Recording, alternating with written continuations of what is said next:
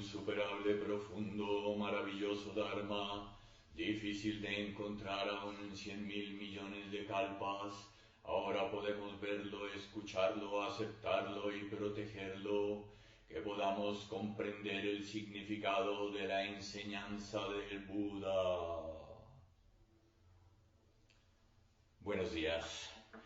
Muchas gracias por esta invitación a esta charla sobre la vida de monje o sobre lo que significa ordenarse monje. Quiero dar un saludo muy especial, particularmente al maestro Gyula Mokurin, a Caroline Niose y a toda la sangha de Senkuji por esta invitación y les agradezco por su presencia escuchando esta charla. El maestro Dogen escribió: aunque este ser ignorante nunca llegue a convertirse en Buda, hago el voto de cruzar a otros, pues soy un monje. Cuando se tradujo los textos y todo el Dharma budista de lenguas orientales a lenguas occidentales, como el inglés, el alemán, el francés, la palabra bhikkhu no existía. Entonces se tradujo como monje, que era lo más parecido que había, utilizando la palabra griega, que significa monos, unidad, y se refiere a las personas que están viviendo en comunidad como monjes, o bien una persona que practica aisladamente el ascetismo. Sin embargo, la palabra bhikkhu tiene otro significado. Bhikkhu es en realidad aquel que abandona el hogar, alguien que ha dejado el hogar para dedicarse a la vida espiritual. Y la traducción de bhikkhu al japonés es shuke, que es la expresión que nosotros utilizamos en nuestra tradición Soto Zen y en el Zen en general en Japón. En el Denkoroku de Keizan Jokin está escrito que hay dos formas en las que podemos renunciar. Una es renunciar en cuerpo y otra renunciar en espíritu. Renunciar en cuerpo significa que nosotros abandonamos la vida de familia definitivamente, nos rapamos la cabeza, vestimos los hábitos monásticos y renunciamos a los valores mundanos, renunciamos a la búsqueda de valores mundanos, a las expectativas sobre todo de la sociedad. Renunciamos a la búsqueda de fama, de fortuna, de éxito y todas esas cosas que marcan la vida en la sociedad y sobre todas las expectativas que se tiene de nosotros como seres productivos dentro de una sociedad. Eso es abandonar de cuerpo, definitivamente, la vida mundana. Implica que realmente debemos vivir como monjes en nuestra cotidianidad. Abandonar en mente o en espíritu significa que seguimos viviendo en la vida familiar, sin embargo renunciamos de todos modos a los valores mundanos. Tal vez esa es una forma de vida mucho más difícil, que es el Saike Tokudo, que es la ordenación de laico, y aunque no nos afeitamos la cabeza y aunque no cambiamos nuestros ropajes, renunciamos a todos esos valores y a todas las expectativas que en el mundo se tiene de nosotros. Dice el maestro Keizan que si no es de una u otra forma, pues no hay una renuncia real.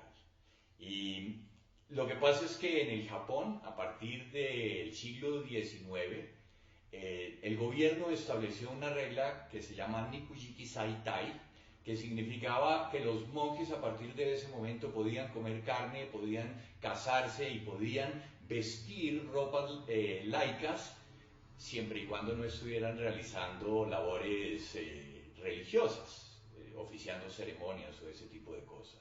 Entonces, nosotros en realidad en nuestra tradición Soto Zen, pues vivimos como en un intermedio entre la vida del monje y la vida del laico. Sin embargo, aquellos que reciben la ordenación de monje, de todos modos, tienen que afeitarse la cabeza. Afeitarse la cabeza es muy importante porque simboliza abandonar las ilusiones, cortar la mente engañosa.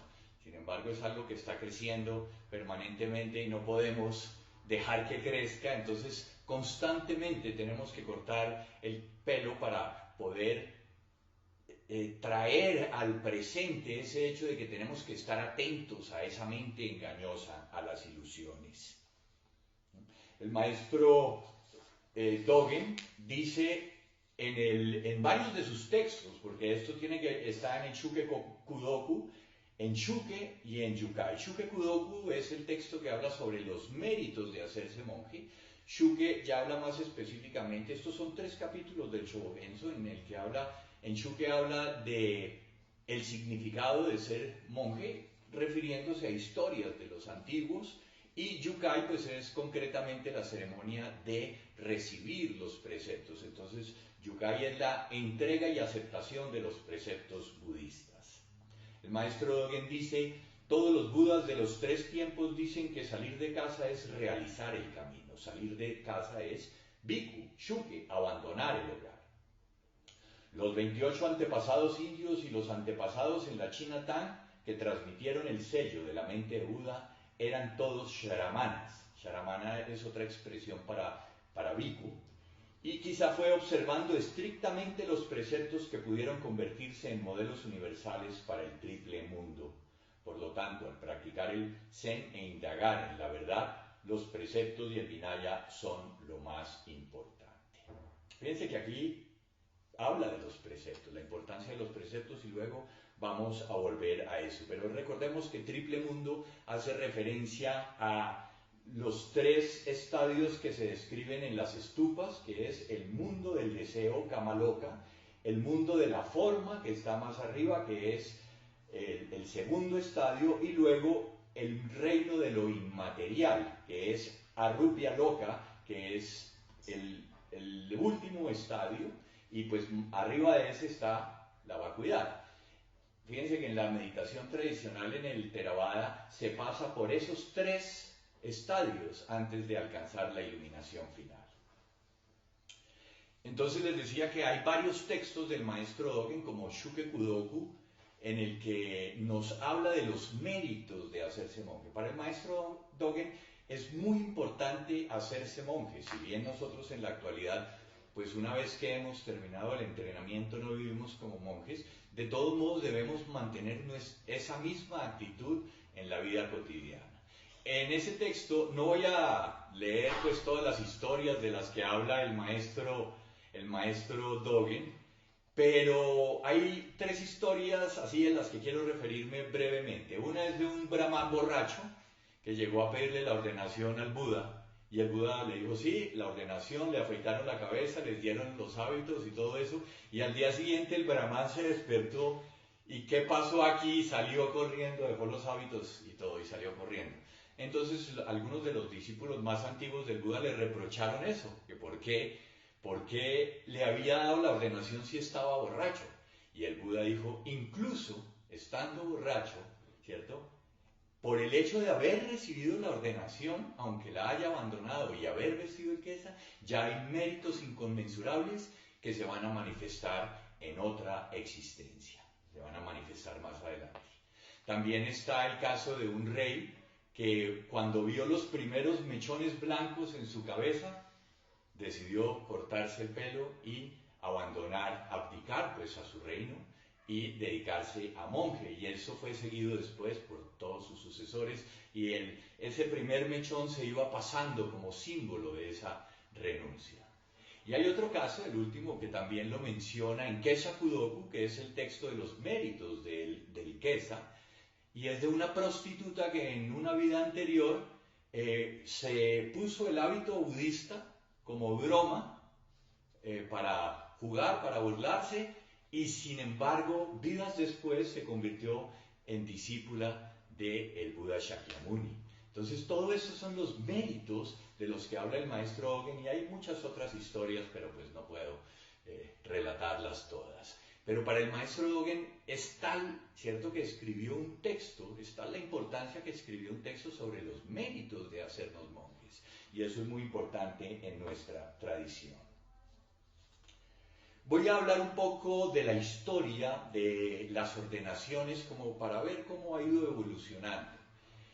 De acuerdo con la tradición en India y la tradición del budismo, el primer discípulo que se hizo monje fue Anata Kondana.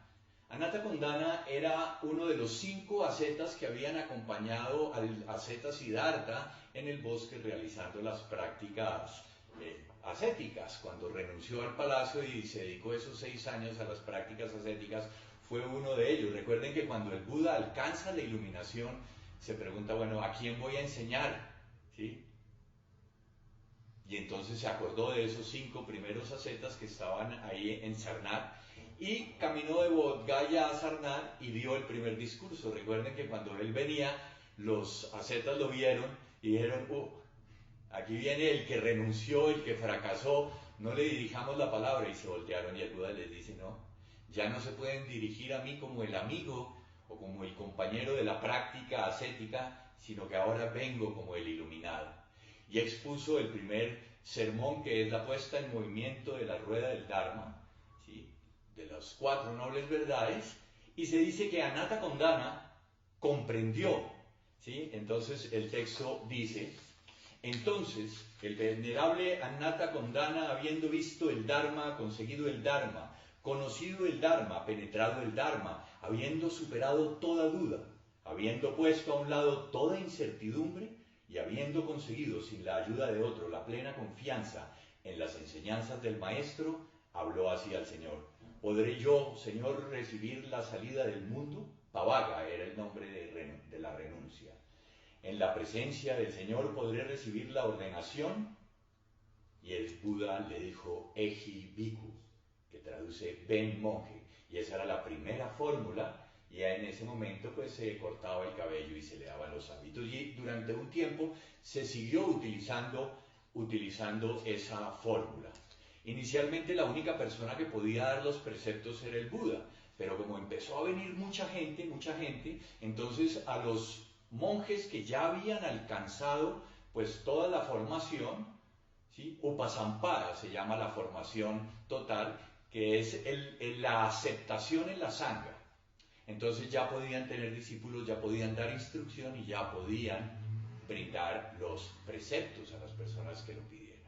Entonces la primera parte, que es Pavaga, ¿sí?, el monje se afeita la cabeza, en la renuncia se afeita la cabeza, recibe 3 hábitos, que son los 3 hábitos monásticos, que son uno de 5 bandas, uno de 7 bandas y uno de 9 bandas, ¿sí?, que era toda la ropa que tenía el monje, y se afeitaba la cabeza, creo que ya lo dije, y recibía los preceptos. Pero además de esto, recibía una estera para dormir, una podadera para cortar la leña, una aguja para coser, para remendar los hábitos, un filtro para evitar que insectos o algunos bichitos cayeran en el agua de beber, y un cuenco para mendigar la comida. El cuenco para nosotros pues es lo más importante, ¿no? Es el oryoki. Eso era lo que recibía, y durante un tiempo estaba en la sangha en entrenamiento, era novicio, ¿sí? Samanera era el nombre del novicio. Y ya después de un tiempo, cuando había completado la formación, entonces recibía la ordenación completa, que es Upadana, que es el equivalente en nuestra tradición a la transmisión del Dharma, pero luego voy a hablar un poco más de los estadios, ¿sí? Entonces, y a partir de ese momento ya estaba aceptado formalmente en la comunidad como miembro oficial de la sangha, y ya no se le consideraba más un novicio ni un aprendiz, y por eso a partir de ese momento ya podía, por autorización del Buda, pues ya se pudo empezar a dar los preceptos para los monjes antiguos que habían completado la formación total. Cuando el budismo pasó a China, ¿sí?, trató de adoptar el mismo sistema de ordenación, de recibir, el monje en la tradición Theravada recibía 227 preceptos, los preceptos del Vinaya, ¿sí?, y las monjas recibían 340 preceptos, ¿sí? se dice que que estos preceptos adicionales era para proteger adicionalmente a las monjas, pero bueno, eso, hoy en día todo eso, en la actualidad todo eso es cuestionable, ¿no? Pero esa era la tradición y cuando el budismo pasó a China, entonces se realizó de la misma manera, ¿sí? En los estadios, primero como novicio y luego se recibía la ordenación completa, que son dos ceremonias que estaban separadas. Pero había una característica en China y era que el gobierno, el Estado, controlaba las ordenaciones. Entonces no era que las ordenaciones se realizaran en pequeños templos, sino que se hacían en grandes plataformas. Se dice que por eso viene el nombre del sutra de Huineng, ¿cierto? El sutra de la plataforma del sexto ancestro, Huineng, ¿sí? Y dicen que esa plataforma se refería precisamente a esas grandes plataformas en las que los monjes recibían la ordenación, que eran, no importaba a qué escuela pertenecieran, todos tenían que pasar por la misma ordenación. ¿Sí? De hecho, incluso si se consideraba que era una tradición mahayana, los monjes debían pasar primero, recibir los preceptos del Vinaya, y luego, sí, podían recibir también los preceptos del Bonmoki o el Sutra de la Red de Brahma, que son 58 preceptos solamente, pero era algo adicional. Entonces, la actitud mahayana, que es la mente, despertar la mente del mahayana, no era algo que se hacía desde la primera ordenación y no todos tenían que hacerlo. Si uno consideraba que tenía una actitud mucho más de ayudar, de buscar el alivio del sufrimiento de los demás y la renuncia como bodhisattva, entonces tenía que además tomar los 58 preceptos de el Bonmoki, el Sutra de la Red de Brahma. ¿Sí? Pero en China, entonces los monjes, cuando un monje se presentaba en un templo, ¿sí? Que llegaba con la cabeza afeitada y que quería ingresar al templo, debía presentar los 3 documentos de la ordenación, que son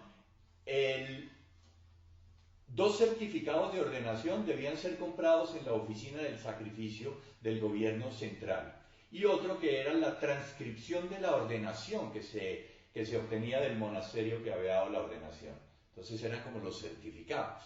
Fíjense que nosotros, por ejemplo, en nuestra tradición, para ingresar a un monasterio de formación tenemos que tener la ordenación y tenemos que, a través de la oficina que maneja estos asuntos, se envían los certificados y todos los documentos que hay que entregar para ser recibido. No cualquiera puede llegar como monje, presentarse en un templo y decir, por favor, recíbame. Entonces, eso era en China, como se hacía. Todos los monjes debían recibir los preceptos del Vinaya. Y eso es una cosa que cuando llegó a Japón cambió, ¿sí? La primera escuela que llegó, o de las primeras escuelas que llegó a Japón, fue la escuela Kegon, ¿sí?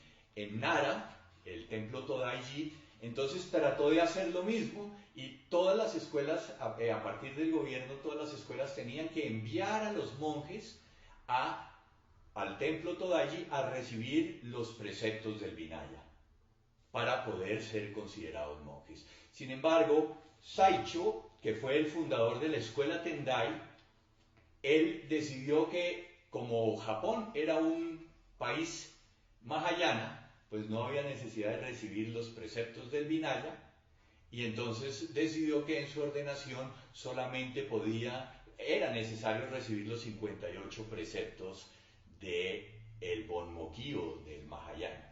Y fíjense una cosa muy curiosa, porque esto es algo que pocas veces se comenta, y es que el maestro Dogen, cuando recibió la ordenación de monje, él solo recibió los preceptos del Tendai, porque él fue originalmente monje Tendai, y cuando viajó a China, incluso después de recibir la transmisión del Dharma de Miozen, ¿cierto? Llegó allá y no podía entrar a los monasterios chinos porque no había recibido los preceptos del Vinaya.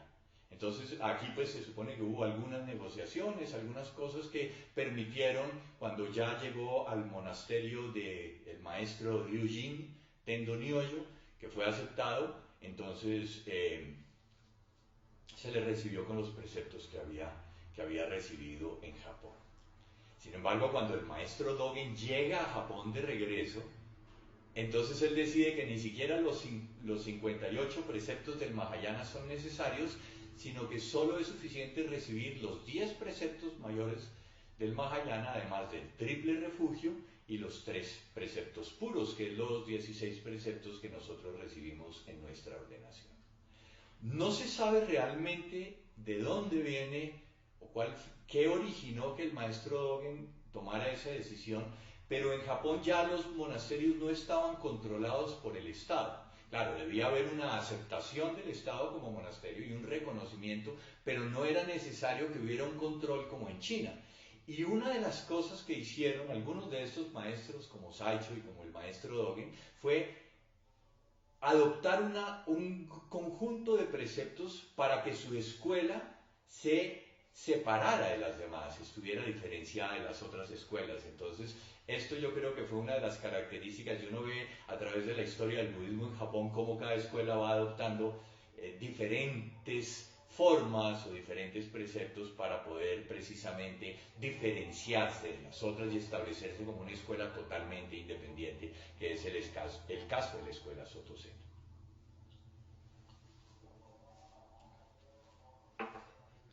Entonces, nosotros ya hemos visto la ceremonia nuestra, pues es una ceremonia muy simple y es una ceremonia que es muy parecida para los laicos que para los... es prácticamente la misma.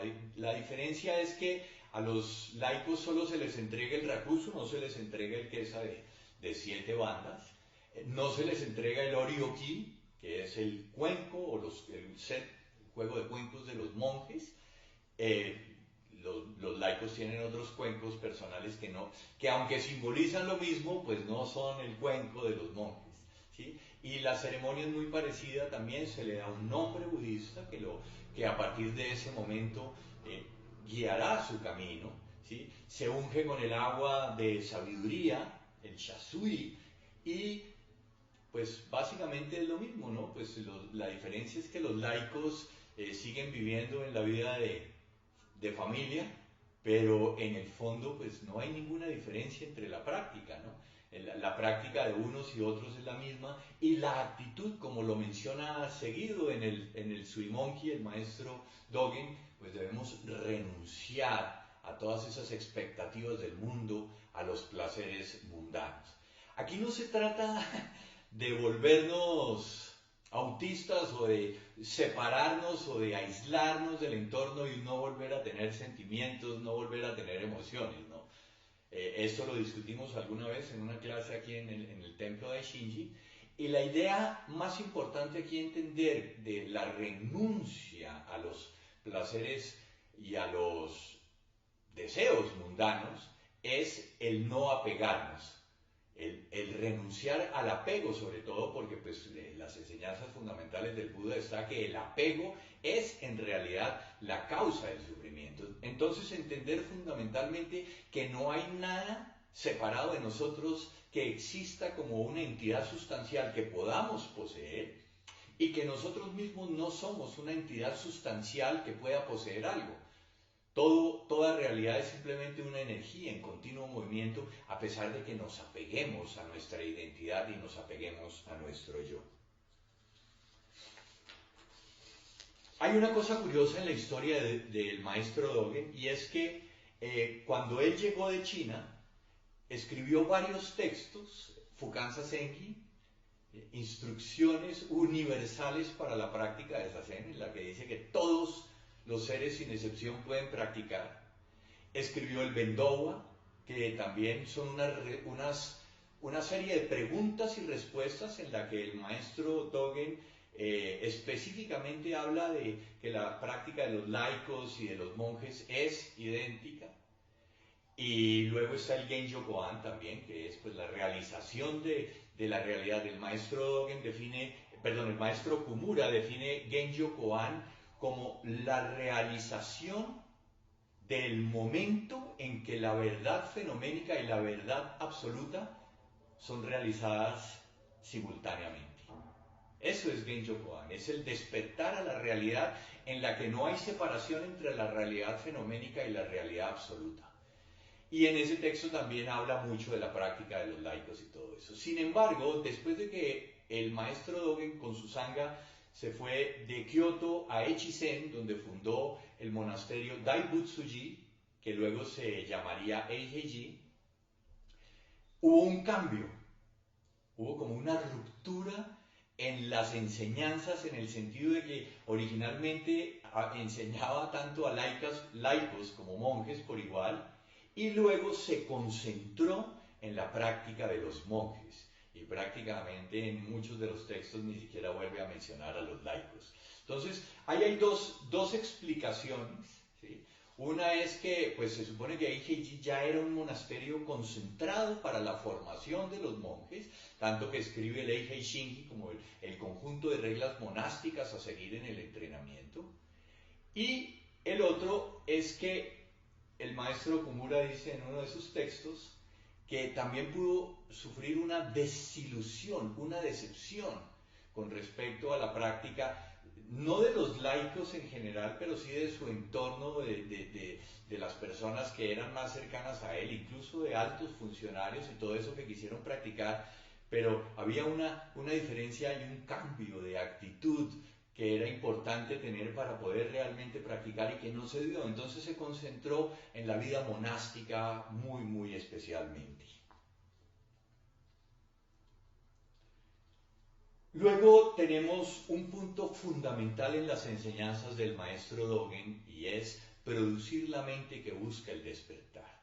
En el Gakudo Gyojin-shu, que es un texto bien importante de puntos para tener en cuenta en la práctica del Zen, el primer punto dice que para poder practicar la vía del Buda debemos producir la mente que busca el despertar. Hotsu Bodaishin. Bodaishin es la traducción en forma corta de Anuttara Sanmyaku-san, Bodai Shin, la mente que aspira al despertar, pero no es solo una mente que aspira al despertar como algo para sí mismo, también es una mente que aspira al despertar para liberar a otros, y también es una mente que aspira al despertar para producir en otros la mente que busca el despertar. Entonces, crear las condiciones, el espacio, el sitio para que otras personas también puedan producir la mente que busca el despertar. Y en el Gakudo Gyojin-shu dice muy específicamente, citando las palabras del maestro Nagarjuna, que para producir la mente del despertar debemos ser conscientes de la impermanencia. Dice que la mente que es testigo de la impermanencia del mundo, este surgir y decadencia de los fenómenos continuos, que todo lo que nace muere, que esto no es algo que nos inventemos, no es una teoría, la evidencia está en la cotidianidad, en lo que vemos momento a momento, todo está en continua transformación y todo lo que nace muere, es inevitable. Entonces, si somos testigos de eso, ¿sí? Ese es el asunto fundamental de la vida y de la muerte. Y por eso, si no surge en nosotros ese deseo de despertar a esta realidad que está más allá de la vida y de la muerte, pues entonces no vamos a tener realmente la energía para poder practicar. De hecho, hay una expresión que viene de Hotsu Bodai Shin, que también es Shoshin, que es la mente de principiante, como ha sido traducido, y pues ya es un libro muy famoso, el bestseller del Zen, que es Mente Zen, Mente de Principiante, del maestro Suzuki, Shunryu Suzuki Roshi, fundador del San Francisco Zen Center y los otros templos que están adscritos a esta comunidad. Normalmente es interpretado como la mente del principiante, como que momento a momento debemos tener pues el espíritu del principiante, ¿no? De alguien que por primera vez encuentra el camino y debemos renovar ese camino momento a momento como si fuera la primera vez. Pero también Shoshin tiene otro significado que es muy importante, y es que no nos podemos olvidar de ese primer momento en el que produjimos en nosotros la mente que busca el despertar, ¿sí? Debemos volver y volver en nosotros a tener esa actitud del deseo de practicar, porque si no, no vamos a estar recargando la energía, ¿no? Yo a veces digo que es como cuando uno compra un automóvil y se lo entregan con el tanque lleno. Entonces va uno y maneja hasta que se le acaba la gasolina. Pero pues no puede seguir, hay que volver a tanquear, hay que volver a cargar combustible. Entonces por eso es muy importante no olvidarnos de eso, de volver a recuperar esa energía inicial. Esa es la mente del principiante también, el primer momento que produjimos en nosotros esa mente que aspira al despertar. El maestro Dogen, en el capítulo, hay un capítulo además del Shobogenzo que se llama Hotsubo Daishin, que tiene que ver con eso, y él escribió el siguiente poema. Buenas, honorables, grandes personas entienden la impermanencia del mundo. Renunciar a los reinos mundanos y dirigirse hacia el nirvana es algo raro y difícil de comprender. Y esto es parafraseando también una expresión del Buda Shakyamuni, ¿no? Este camino al que he despertado es raro, es difícil de comprender, no puede ser entendido realmente por la persona ordinaria, sino que solo puede ser entendido por Budas. Y eso es lo que hacemos en nuestra práctica. Entonces, el maestro Dogen dice más adelante, de esta manera, lo deseemos en nuestra mente o no, somos arrastrados por nuestro karma pasado, eso es habitualmente, ¿no?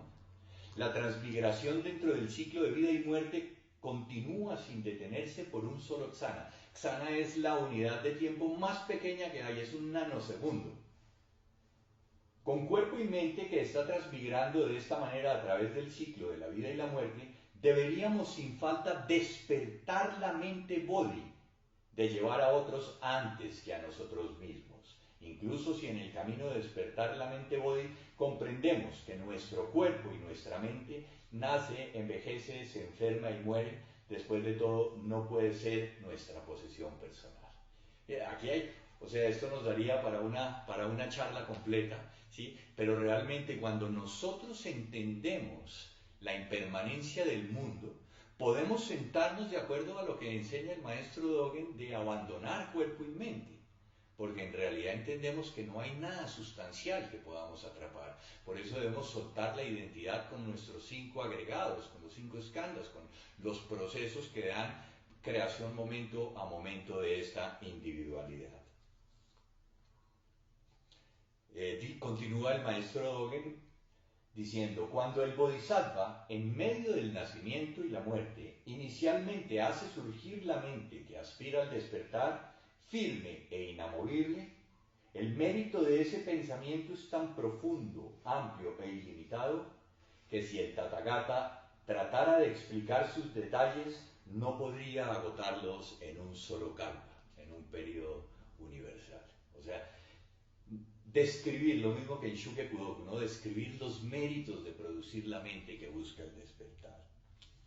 Entonces es muy importante renovar ese espíritu de principiante o ese primer momento en el que surge la mente, porque entonces no vamos a encontrar realmente justificaciones intelectuales cuando perdemos esa energía, cuando perdemos ese impulso, no vamos a encontrar justificaciones intelectuales para superar la pereza y la inercia del ego. Por eso tenemos que practicar más allá de nosotros mismos y esa energía está tanto en el deseo como despertar nosotros, como en el deseo de liberar a otros del sufrimiento, ¿no? Ese es nuestro voto fundamental.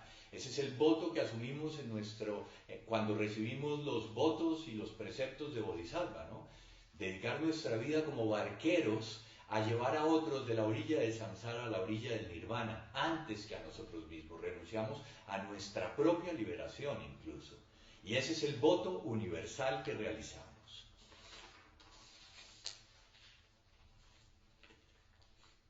Por otro lado, el maestro Tosan Ryokai, ¿sí?, dice que si no solucionamos el asunto fundamental de la vida y la muerte, incluso aunque hayamos recibido los preceptos y los votos de monje, será insuficiente. Entonces, solucionar el asunto de la vida y de la muerte es comprender profundamente, en últimas, que no hemos nacido, que nunca hemos estado separados de la totalidad de la existencia. Y eso es algo que nosotros actualizamos continuamente en nuestra práctica, ¿sí? Despertar a esa realidad universal en la que nunca hemos estado separados. Y eso es algo continuo, eso no es algo que debemos practicar en algunos momentos, sino que debe ser parte de toda nuestra cotidianidad, como expresión de nuestra comprensión de la propia práctica. Comprender el asunto de la vida y de la muerte también es entender que estamos muriendo momento a momento, ¿sí? No es que se trata de que nacemos y luego vivimos un tiempo y luego morimos. Esa es la comprensión habitual que hay del nacimiento y la muerte. Pero para nosotros el nacimiento y la muerte se da momento a momento. En el Shukepudoku, que es el mismo texto de los méritos de hacerse monje, el maestro Dogen dice: debes tener en cuenta que el cuerpo humano en esta vida está formado temporalmente como el resultado de la combinación de los 4 elementos y los 5 skandhas. Siempre están presentes los 8 tipos de sufrimiento, que son nacimiento, vejez, enfermedad, muerte, separación de lo que amamos, unión con lo que odiamos, frustraciones y aquellos sufrimientos causados por el apego a los 5 agregados. Sin mencionar el hecho de que la vida surge y perece instantáneamente, momento a momento, y nunca permanece. Y del hecho de que hay 65 setsunas que surgen y son aniquilados en un tanji. Setsunas son sanas, es el nanosegundo, ¿no? Pero hay todavía una fracción mucho más pequeña, que son los tanji. Entonces, repito, el hecho de que hay 65 setsunas que surgen y son aniquilados en un tanji. Sin embargo, la persona ordinaria no puede comprender esto debido a su propia ignorancia. Aunque un día y una noche están comprendidos por 6.499.980, eso es tema para el examen, setsunas, y que los 5 skandhas aparecen y desaparecen, la persona no conoce estos hechos. ¡Qué vergüenza de aquellos que desconocen sus propios nacimientos y muertes! Esto es un punto muy importante en nuestra práctica, porque nosotros nos identificamos con nuestro yo como una realidad permanente, ¿no? Yo digo con frecuencia que ponemos la foto en redes sociales de cuando nos sentíamos mejor con nosotros mismos, ¿no? Cuando estábamos más delgados, cuando estábamos más jóvenes, sin canas, sin arrugas. Entonces la gente ve la foto y ve la foto durante años y es la misma foto porque nos identificamos con ese personaje. Pero de ese personaje no queda nada. Lo único que queda realmente es la foto. Porque nosotros estamos naciendo y muriendo a cada instante, ¿sí? El problema es que nos identificamos con ese personaje como el que tiene, como cuando miramos una llama, ¿cierto? Durante un tiempo largo y cerramos los ojos. Todavía estamos mirando la llama, pero realmente no es la llama, es la impresión que la llama ha dejado en nosotros, pero realmente nos apegamos a una ilusión, porque ya no somos ese, no somos ni siquiera el mismo de ayer un día más viernes. Estamos en continua transformación. Entonces debemos soltar esa identidad permanentemente para poder continuar nuestro camino en el sentido de el despertar momento a momento. Otra cosa que es bien importante en nuestra práctica, sobre todo cuando tomamos los votos, ya sean laicos o de monje, ¿sí? Es el voto que hacemos en nuestra práctica. Entonces hay un voto formal, o un voto que está seguido por los votos de Bodhisattva, por Hotsubo Daishin y todo eso. Eso es un voto muy puntual que nosotros recibimos de una manera explícita en nuestra práctica. Pero hay otro voto que es el voto personal, que es un voto que solo uno puede tomar. Y de esto casi no se habla. Muchos de los maestros en la antigüedad escribieron textos como el Hotsuganmon, que es la expresión escrita de ese voto personal, ¿sí? Entonces, uno dice, bueno, no, es que voy a hacer el voto, por ejemplo, o como el Bodhisattva no criticar a nadie, ¿no? El Bodhisattva que no criticaba a nadie, ¿sí? O hago el voto de dejar este mal genio. Entonces uno puede hacer un voto personal y el maestro Dogen expresó en un texto que se recita también en los monasterios y hay otros famosos como el de Daichi, que es un voto también que se recita con frecuencia. Daishi fue un maestro muy importante, fue el fundador del templo Shogoji en Kumamoto, que está donde se realizó durante muchos años el Ango Internacional. El maestro Dogen, en uno de los apartes, es un texto corto, de una página más o menos, pero en alguno de los párrafos dice lo siguiente: aunque mi nocivo karma pasado se ha acumulado y hay causas y condiciones que obstruyen mi práctica de la vía, que todos los budas y ancestros que han alcanzado la vía a través de la vía del Buda sean compasivos conmigo y me permitan ser liberado de los enredos kármicos y practicar sin obstáculos. Que su virtud y sus puertas del Dharma llenen e impregnen por completo el ilimitado mundo del Dharma. Permítanme recibir algo de su compasión. Entonces, también es una invocación a los ancestros, ¿no? Una invocación, un llamado a todos los ancestros que nos han precedido para que su fuerza que les permitió, pues, o que ha permitido que la enseñanza llegue hasta nosotros, pues esa fuerza se manifieste en nosotros también para que tengamos la fortaleza de practicar pues las 25 horas del día, como es el entrenamiento de un monje en nuestra tradición. En mi caso personal, cuando conocí el Zen, pues yo viajé a Francia y pues empecé a practicar ahí, y desde muy pronto quise hacerme monje, y una de las cosas que comprendí muy rápido fue que esta práctica no tenía ningún sentido si no era para compartirla con otros. Entonces, por eso desde ese momento yo hice el voto de que quería entregar una práctica, pero una práctica formal, ¿sí? Quería hacer todo un proceso para poder traer a Colombia una práctica formal y que la gente pudiera seguir esta tradición y crear las condiciones para que realmente tuvieran acceso a una práctica tradicional dentro de un linaje, dentro de una tradición. Entonces, pues ese fue el voto que yo hice, y esa fue pues una de las razones por las que quise continuar en la tradición Soto de Japón para seguir un proceso estricto dentro de esta tradición, pues sin despreciar las prácticas de nadie, porque pues cada uno tiene su propio camino, pero eso fue lo que yo quise hacer, ¿no? Y curiosamente, cuando practiqué en España con el maestro Dokucho Villalba, él me dio el nombre de Densho. Fue el maestro Dokucho Villalba quien me dio el nombre de Densho. Densho significa transmisión de la luz o transmisión de la iluminación. Qué hermoso nombre para un bodhisattva, ¿no?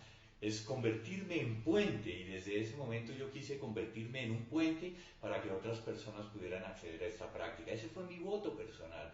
Y curiosamente, sin yo decirle nada al maestro Miyaura Roshi, el abad de Antaiji, cuando recibí la ordenación ahí formalmente dentro de la escuela Soto, él dijo que ese nombre era muy poderoso y tenía kanjis muy poderosos, transmisión e iluminación, y por eso me dio el mismo nombre en la ordenación.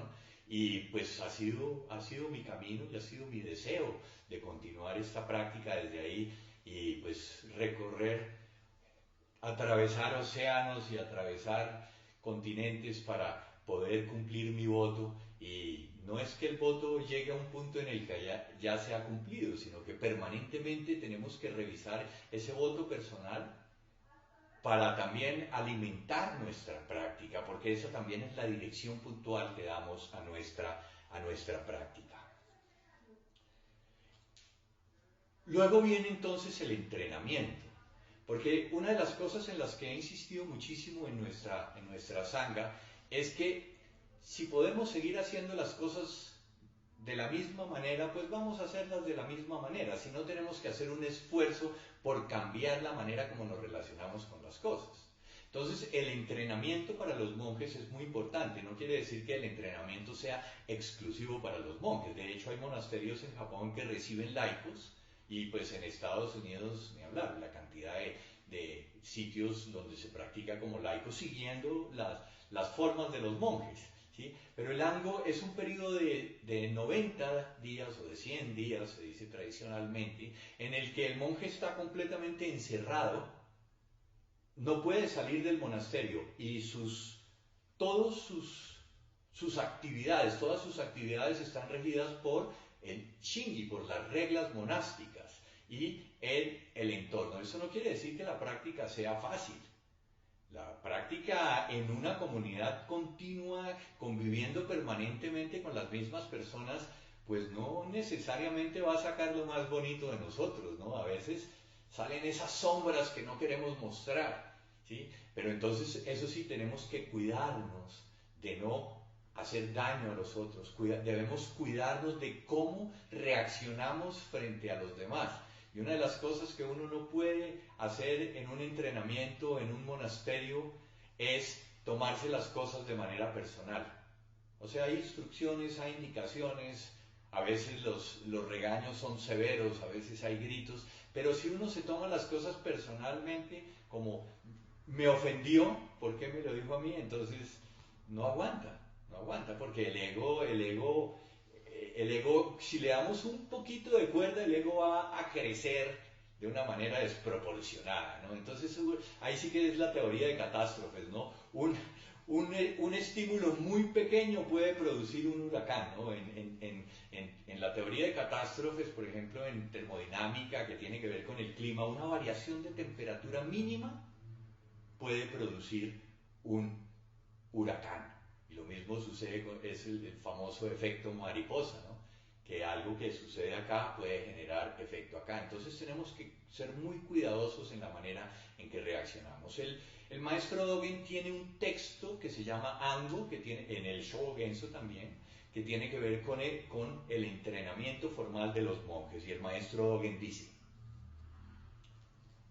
si no somos capaces de hacer surgir la verdadera aspiración al despertar, también sería suficiente con aprender las formas que el largo linaje de Budas y maestros ancestrales han hecho surgir, la manera como han hecho surgir esta aspiración. En otras palabras, la aspiración a la iluminación es practicar de acuerdo con las enseñanzas de los últimos maestros budistas, así como practicar de acuerdo con la instrucción de nuestro propio maestro. Fíjense una cosa muy curiosa, y este es el juego del lenguaje de Dogen, ¿no? O sea, no es que por el hecho de haber producido la mente de despertar o por haber producido el deseo de practicar, ya estamos listos.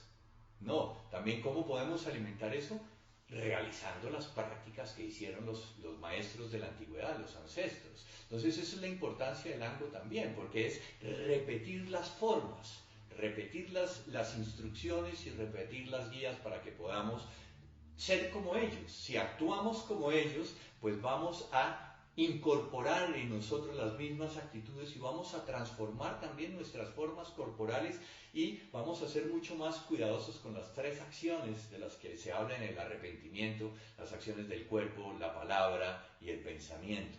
Porque el Ango es eso, ¿no? Estar mucho más atentos y atentos a incluir a los otros y cómo nuestras acciones afectan a los demás. Si uno es el encargado de tocar una campana y no la toca cuando es, todo se desestabiliza. Es increíble, porque afecta todo el ritmo. Entonces debemos estar muy atentos a hacer lo que tenemos que hacer momento a momento.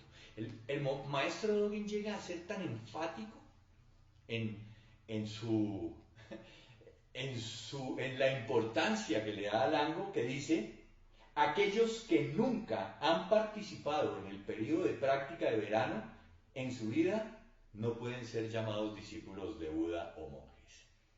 O sea, es tan radical en ese sentido. Sin embargo, pues debemos entender que las condiciones también han cambiado y pues nosotros, por ejemplo, en nuestro caso, en la tradición Soto, el entrenamiento formal que va a tener alguna validez en nuestra formación como monjes solo se puede realizar en este momento en Japón.